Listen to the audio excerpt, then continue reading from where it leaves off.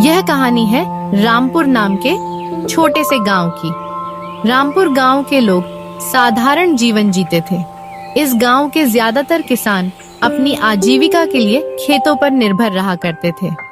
इस गांव में हीरा नाम का एक किसान रहता था। हीरा मेहनती और ईमानदार था, लेकिन वह हमेशा अपनी किस्मत को कोसता रहता था। और आखिर कोसे भी क्यों ना, हीरा बहुत मेहनत करता था, परंतु उसकी फसल कभी समय पर नहीं पकती थी, और जब पकती तो बारिश और सूखा सब बर्बाद कर देता था। यह कहानी उसकी बदकिस्मती और एक अद्भुत मोड़ पर स्थित है। एक दिन हीरा काम के लिए सुबह सुबह खेतों की ओर निकल जाता है। हीरा के पास एक छोटी सी जमीन थी जो अगल बगल से दूसरों की जमीन से जुड़ी हुई थी। हीरा जब अपने खेत पर पहुंचा तो वह देखता है उसके अगल बगल के खेतों पर काम करने के लिए कोई भी नहीं आया है। ये क्या, अब तक कोई नहीं आया?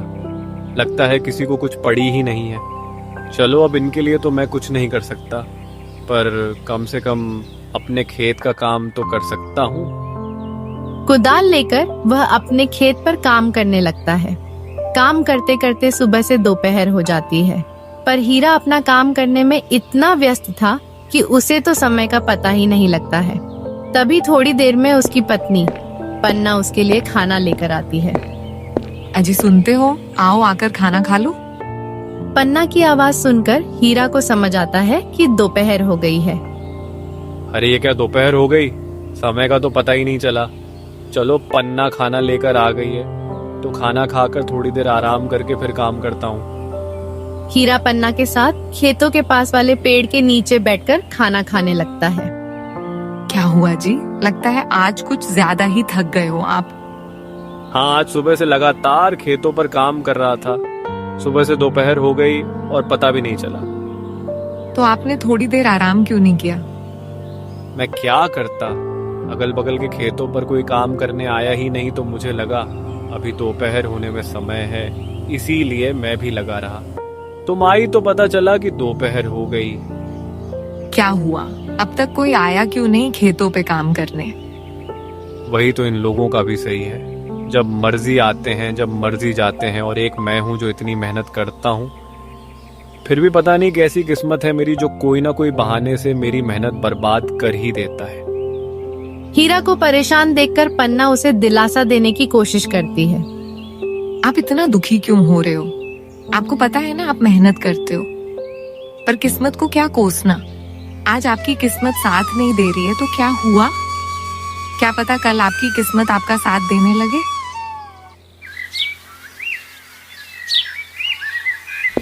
हाँ पन्ना, पर ये कल कब आएगा? कब मेरी किस्मत मेरा साथ देने लगेगी? मैं जब भी सोचता हूँ इस बार कोई परेशानी नहीं होगी, तो फिर कहीं ना कहीं से कोई परेशानी आ ही जाती है।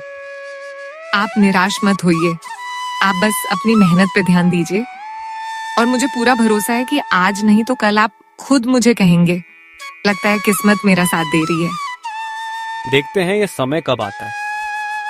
हीरा को खाना खिलाकर पन्ना वहाँ से चली जाती है और हीरा फिर से अपने खेत में काम करने लगता है। हीरा अपने खेत में काम कर ही रहा होता है, तभी वहाँ पर बगल वाले खेत का मालिक बिल्लू आता है और हीरा को काम करता देख बिल्लू उसे आवाज लगाता है। और भाई क्या हाल है? लगता है आज कुछ जल्दी ही आ गए थे खेत पर काम करने। जल्दी जल्दी कैसे बिल्लू भाई, दोपहर हो चुकी है। तुम आज कुछ ज्यादा ही देर से आए हो।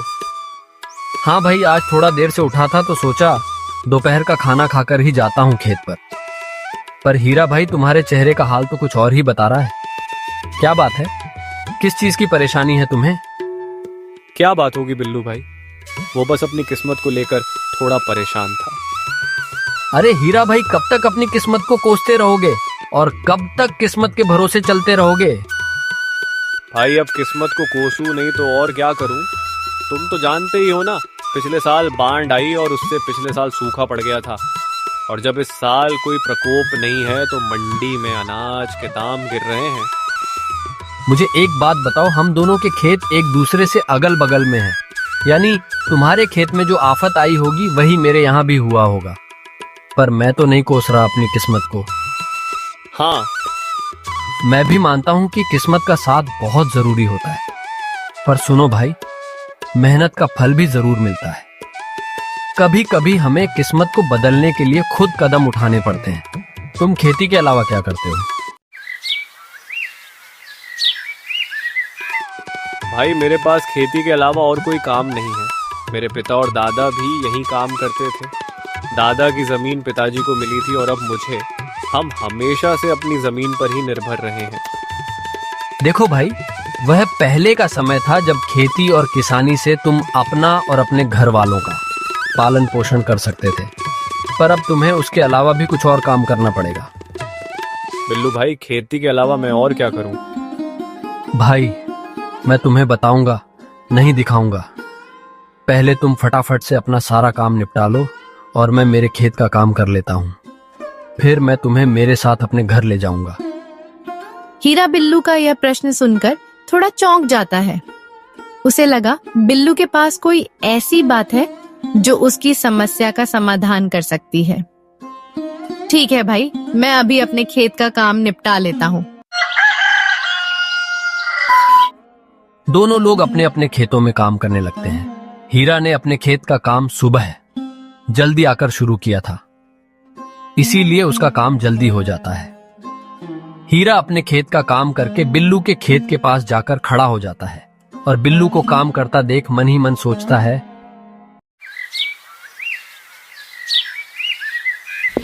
बिल्लू भाई की मदद कर देता हूँ ताकि उनके साथ उनके घर जाकर पता कर सकूं कि वह क्या दिखाना चाहते हैं। बिल्लू भाई रुको, मैं आपकी मदद कर देता हूँ ताकि आपका भी काम जल्दी हो जाए।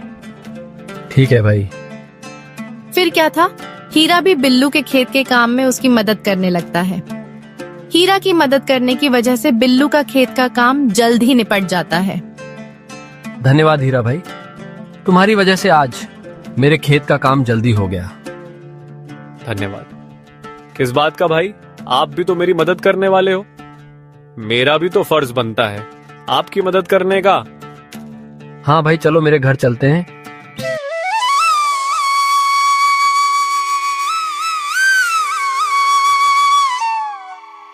फिर दोनों लोग वहाँ से बिल्लू के घर की ओर चल पड़ते हैं। चलते चलते दोनों बिल्लू के घर के पास पहुँच जाते हैं और घर में जाने से पहले बिल्लू हीरा को पहले ही रोक देता है। हीरा भाई, तुम बहुत परेशान थे, इसलिए मैं तुम्हें अपने साथ अपना राज बताने लाया हूँ। पर मैं जो तरीका तुम्हें बताऊंगा और घर पर जो चीज तुम देखोगे वह तुम किसी और को नहीं बताओगे। बिल्लू की यह बात सुनकर हीरा थोड़ा चौंक जाता है और सोचने लगता है, मुझे कुछ गड़बड़ लग रहा है, वरना बिल्लू भाई ऐसी बात नहीं करते। वो घर पर मुझे क्या दिखाने वाले हैं? अरे हीरा भाई, कहाँ खो गए? डरो मत, मैं तुम्हें जो दिखाने वाला हूँ उसकी मदद से तुम्हारी मेहनत कभी बर्बाद नहीं होगी, चाहे सुख पड़े या बाढ़ ही क्यों ना आ जाए। उसके बाद बिल्लू हीरा को घर के अंदर ले जाता है। हीरा बिल्लू की बातों से थोड़ा परेशान तो था, लेकिन घर के अंदर आते ही घर में इतना सारा सामान देखकर उसकी परेशानी और बढ़ जाती है। बाप रे बाप, इतना सारा सामान। बिल्लू भाई, बाहर से आपका घर तो बिल्कुल सामान्य सा लगता है, लेकिन अंदर तो यहाँ पर बहुत सारी सुविधाएं हैं। भाई अभी तो कुछ नहीं है, मैं जो तुम्हें दिखाने वाला हूँ उसे देखकर तो तुम्हारे होश उड़ जाएंगे। बिल्लू भाई, तुम मुझे वह दिखा दो जो दिखाने लाए हो, क्योंकि तुम्हारी बात सुन सुनकर मैं और बेचैन होने लगा हूँ। ठीक है भाई, तुम यहीं रुको, मैं अभी वह सामान लाकर दिखाता हूँ। हीरा ने अपने खेत का काम सुबह जल्दी आकर शुरू किया था, इसीलिए उसका काम जल्दी हो जाता है। हीरा अपने खेत का काम करके बिल्लू वहाँ से अपने दूसरे कमरे में चला जाता है और हीरा उसका वहीं रुककर इंतजार करता है। थोड़ी देर में बिल्लू अपने साथ एक बोरी लेकर आता है। बिल्लू भाई, ये क्या लाए हो अपने साथ? ऐसा क्या है इस बोरी में? भाई इसी में तो है वह चीज जो तुम्हारी सारी समस्याओं को दूर करेगी। बिल्लू वह बोरी को खोलकर उसमें रखी चीज दिखा देता है। भाई ये क्या है? ये तो दाल के दाने हैं। ये कोई मामूली दाल के दाने नहीं है, ये मैंने दूसरे गांव से मंगाया है। मैं कुछ समझा नहीं बिल्लू भाई, आपने ये दाल के दाने दूसरे गांव से क्यों मंगाए? हम तो खुद चावल और दाल की खेती करते हैं। भला ये एक बोरी दाल मेरी किस प्रकार से मदद कर सकती है? मैंने जैसा कहा था, ये कोई मामूली दाल नहीं है। तुम ये जो मेरे घर में इतने सारे सामान देख रहे हो, ये सब इसी दाल की बोरी की बदौलत ही आया है। भाई क्या ये जादुई दाल है क्या? भाई कुछ वैसा ही समझ लो जैसे हमारी फसल हमेशा हर साल किसी न किसी वजह से बर्बाद हो जाती है, तो मैं कुछ बची हुई फसल में इस नकली फसल को मिलाकर बेच देता हूँ, जिससे मेरा बहुत मुनाफा होता है। बिल्लू भाई, यह दाल के दाने हमारे दाल के दानों से कुछ अलग नहीं दिखे रहे। हाँ भाई, ये दाल उगाई नहीं बनाई जाती है। यानी यह दाल नकली है? हाँ, कुछ ऐसा ही समझो। पर इसको हम अगर दूसरी दालों में मिला दें तो किसी को पता नहीं चलता है कि ये मिलावटी दाल है, और इसे बेचकर मुनाफा भी तगड़ा होता है। भाई पर यह तो गलत है। ऐसे नकली दाल कोई व्यक्ति खाएगा तो उसकी तबीयत खराब हो सकती है। अरे हाँ, तो उससे हमें क्या? हमें तो इसे बेचकर अच्छा मुनाफा मिलेगा, हम उसमें खुश हैं। हम दूसरों की क्यों सोचे? जब हमारी फसल खराब हो जाती है, हमारे घर वाले भूखे मरते हैं, तो कोई पूछने आता है क्या? तो हम क्यों दूसरों की सोचकर उसमें अपना नुकसान कराएं? नहीं भाई, यह गलत है। मैं अपने फायदे के लिए किसी की जान से नहीं खेल सकता। भले ही मैं कितनी तकलीफ में क्यों ना रहूं, पर मैं किसी और की जान के साथ खिलवाड़ नहीं कर सकता। हीरा भाई, एक बार फिर से सोच लो। ये दाल तुम्हें बहुत अमीर बना सकती है, और तो और इनके होते हुए अपनी फसल की ज्यादा चिंता भी नहीं करनी होगी। नहीं भाई, ये काम मुझसे नहीं हो सकता है, चाहे कितना भी फायदा क्यों ना हो। ठीक है भाई, जैसा तुम्हें सही लगे।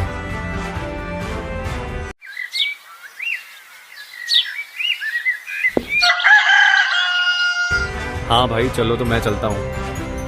हीरा बिल्लू के घर से निकल जाता है।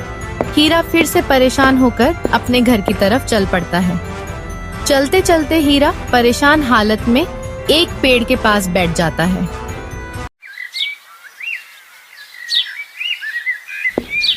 अब क्या करूं?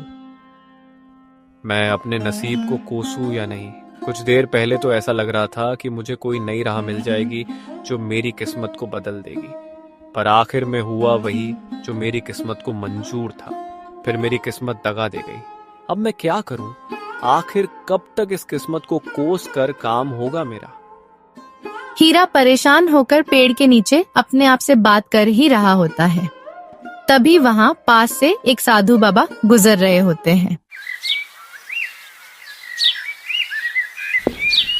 हीरा को इतना परेशान देखकर बाबा उसके पास चले जाते हैं। क्या हुआ बेटा, इतना परेशान क्यों हो? कोई तकलीफ है क्या? नहीं बाबा, कोई परेशानी नहीं है। देखो बेटा, मुझसे छुपाकर क्या करोगे? तुम्हारी शक्ल बता रही है कि तुम बहुत परेशान हो। कोई बुशब हो, तकलीफ है तो मुझे बताओ, शायद मैं तुम्हारी कोई मदद कर सकूं। क्या सोच रहे हो बेटा? बोलो बेटा, क्या परेशानी है? एक परेशानी तो है बाबा, मैं अपनी किस्मत से बहुत परेशान हूँ। मुझे ऐसा लगता है वो मेरा साथ कभी नहीं देती। क्यों बेटा, तुम्हें ऐसा क्यों लगता है? बाबा, मैं एक मामूली किसान हूँ जिसका सारा संसार खेती बाड़ी पर निर्भर है, और मैं पूरी ईमानदारी से अपने खेत पर काम करता हूँ, पर मेरी किस्मत कभी साथ नहीं देती है।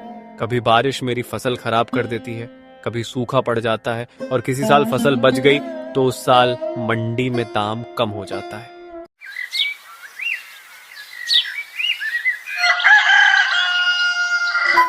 और बेटा, तो तुम किसानी के अलावा कुछ और काम करने की क्यों नहीं सोचते हो?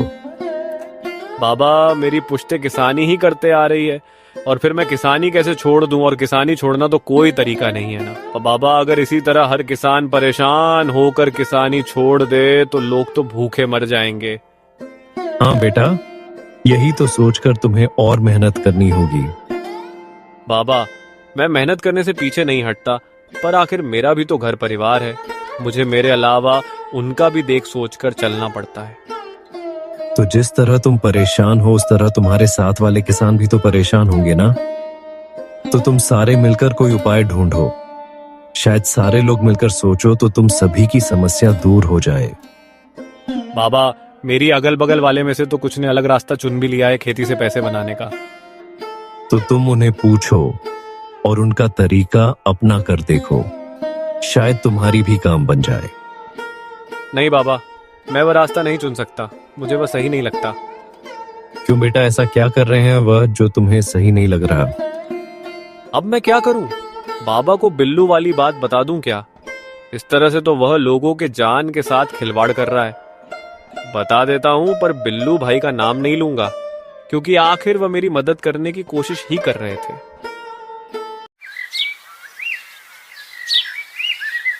हाँ बाबा, मेरी जान पहचान में एक किसान भाई बहुत गलत काम कर रहे हैं। क्या गलत कर रहे हैं, जरा मुझे भी बताना। तो बाबा, आज मैं सुबह उनसे मिला था और आपकी तरह मुझे परेशान देखकर उन्होंने भी मेरी मदद करने की सोची।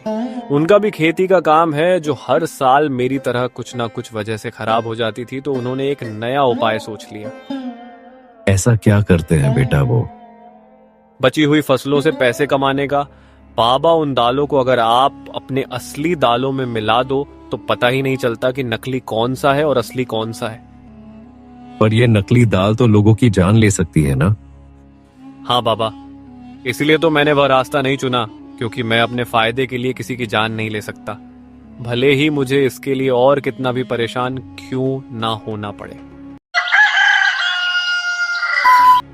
वाह बेटा, क्या खूब बात कही। तुमने बहुत अच्छा किया वह रास्ता नहीं चुनकर, क्योंकि अभी तुम्हें शायद फायदा हो भी जाता, पर बाद में तुम्हें अपनी गलतियों पर पछताने का मौका भी नहीं मिलता। हाँ बाबा, मेरा भी परिवार है। अगर मैं ये गलत काम करूंगा तो कल मेरे परिवार के साथ भी कुछ गलत हो सकता है। हाँ बेटा, हमारी गलतियों की सजा कभी कभी हमारे परिजनों को भी भुगतनी पड़ती है। मेरा एक काम करो तो मैं तुम्हें इस समस्या से निकलने में मदद करूंगा।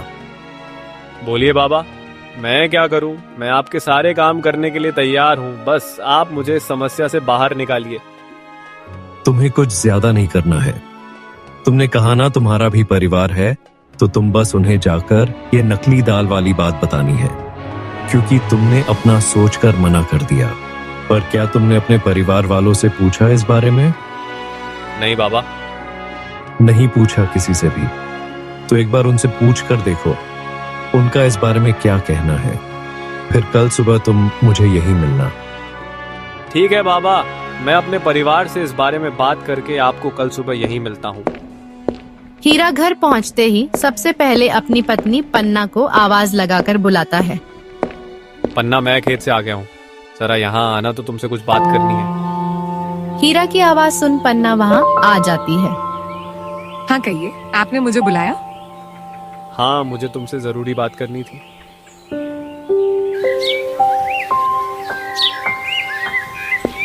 हाँ बोलिए, क्या बात करनी है? पन्ना, तुम तो जानती हो कुछ समय से हमारी खेती से हमें कोई मदद नहीं मिल रही है। हाँ, आज दोपहर को आप बता रहे थे, वही ना? हाँ पन्ना, वहीं पर आज तुम्हारे जाने के बाद मेरे साथ एक घटना हुई। आज जब तुम चली गई, वहाँ एक मेरे किसान भाई आए और मुझे परेशान देख उन्होंने मेरी मदद करने की सोची। पर गौर करने की बात यह है, जो हाल मेरा है वैसा ही हाल उनका भी था, परंतु उन्होंने परेशानी से निकलने का एक रास्ता ढूंढ लिया है। ऐसा कौन सा तरीका है, वह मुझे बताइए जरा, मैं भी तो सुनूं। जैसे मेरी फसल कभी बारिश की वजह से खराब हो जाती थी तो कभी सूख जाती थी, वैसे ही उनकी भी हालत थी। पर अब उन्होंने इस समस्या से निकलने का एक उपाय सोच लिया है। किसानों के पास जो बचा हुआ अनाज होता था, उसमें वह दूसरे गांव से हूबहू वैसा ही दिखने वाला अनाज मिला देते थे और फिर उन्हें बाजारों में बेच देते थे। वह अनाज दिखने में बिल्कुल असली अनाज जैसे ही लगते थे, इसलिए उन्हें कोई पकड़ भी नहीं पाता था। बिल्कुल असली अनाज जैसे दिखते थे, इसका क्या मतलब है?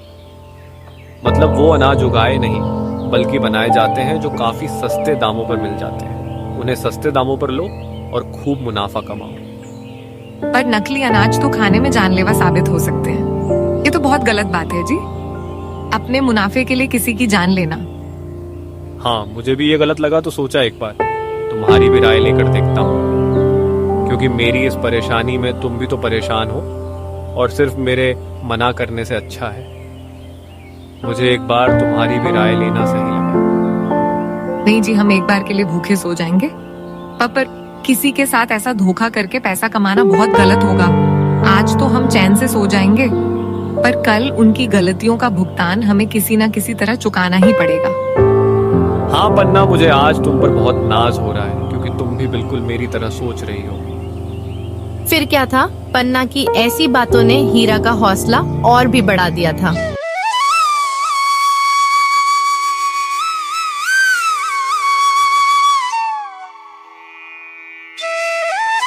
फिर अगली सुबह हीरा बाबा से मिलने अपने घर से निकलता है और ठीक उसी जगह पर पहुंच जाता है जहां वह कल बाबा से मिला था। क्या तुमने वह काम किया जो मैंने कल तुमसे करने को कहा था? हाँ बाबा जी, मैंने अपनी पत्नी को यह सभी चीजों के बारे में बताया कि उनसे हमें कितना मुनाफा होगा, लेकिन नकली अनाज का नाम सुनकर ही उसने कहा कि मैं एक बार को भूखी रह सकती हूँ, पर मैं किसी के जीवन के साथ इस तरह नहीं खेल सकती। उसकी सोच भी बिल्कुल मेरी तरह है। उसने भी यह गलत काम करने से बिल्कुल मना कर दिया। यह तो बहुत अच्छी बात है बेटा कि तुम्हारी पत्नी की सोच बिल्कुल तुम्हारी तरह है। तो बाबा, अब आप मुझे कोई नया तरीका बताइए जिससे मेरी सभी समस्या दूर हो सके। हाँ बेटा, मैं तुम्हें आशीर्वाद के रूप यह ताबीज देता हूँ। यह जब तक तुम्हारे पास रहेगा तुम किसी भी चीज में असफल नहीं होंगे। इस ताबीज में बहुत सारे साधुओं और देवी देवताओं का आशीर्वाद है। ताबीज देकर साधु बाबा वहां से चले जाते हैं। उसी दिन से हीरा अपने खेतों में मन लगाकर काम करता है। धीरे धीरे उसकी फसल उगनी शुरू हो जाती है। 1 महीने में ही उसके खेत में अच्छी फसल उग जाती है। दूसरी तरफ जो किसान अपने अनाजों में नकली अनाज मिलाकर बेच रहा था, उन्हीं में से एक किसान बिल्लू के घर पर एक फोन आता है, जहां उसका बेटा एक हॉस्टल में पढ़ रहा था। वहां से खबर आती है कि अनाज में मिलावट होने की वजह से हॉस्टल में कुछ बच्चों की तबीयत खराब हो गई है और वह अस्पताल में भर्ती किए गए हैं, जिनमें उनका बेटा भी शामिल है। यह सुनकर बिल्लू को अपनी गलती का एहसास होता है। दूसरी तरफ हीरा सुबह सुबह अपने खेत पर पहुंच जाता है और अपने खेत को देखकर चौंक जाता है। उसका खेत पूरा हरा भरा हो चुका था। उसको अपनी आंखों पर यकीन नहीं हो रहा था। तभी उसके पास एक सेठ आता है और उसकी फसल की क्वालिटी देखकर बहुत खुश होता है। वह सेठ हीरा की सारी फसल खरीद लेता है, जिससे हीरा को बहुत अच्छे फसलों की कीमत मिलती है। इस तरह अब हीरा का परिवार अपने खुश भरे दिन बिताते हैं।